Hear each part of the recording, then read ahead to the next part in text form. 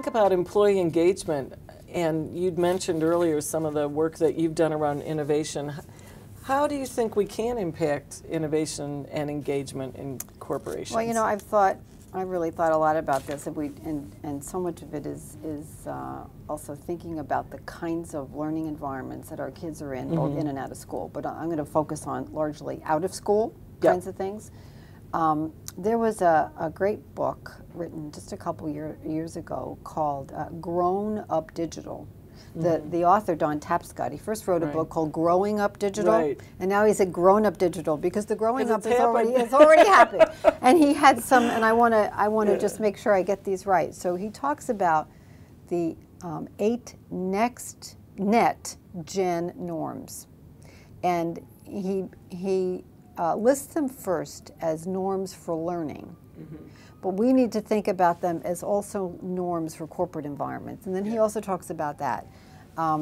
So the norms for learning in the net gen environment, freedom, which is all about self-discovery and self-realization, being untethered to location, customization, scrutiny, which he says is the ability of people and the desire of people to make sure their organizations are telling the truth. So they want all the information. They don't want to be shielded from information. So they don't want it to transparency or transparency and authenticity.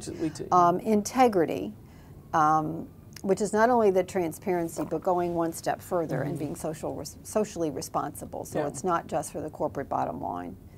Collaboration, entertainment should be fun. You've talked about that before.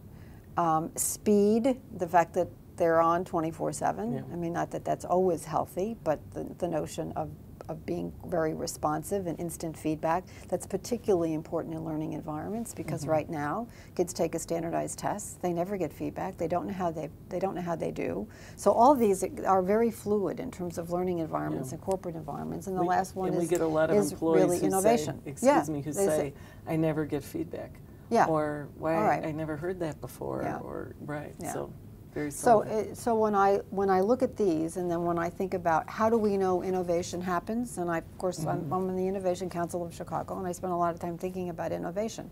It's messy, it's nonlinear, it's non-predictive. It requires that we have what-if kinds of questions. It's all about possibility thinking, and it's uncertain. I mean, it thrives in an uncertain but a curiosity-driven environment. So you say, if that's the field, if that's the mind field for innovation, which is this messiness and playing around and exploring and failing and prototyping, that doesn't exist in most schools, and it doesn't exist in many corporations. The tragedy, I guess, is the yearning I think everyone has for meaning and purpose and making a difference, and yet it's so easy for the system to reinforce that we're just not that smart, or we're not that capable, or we're just not that good.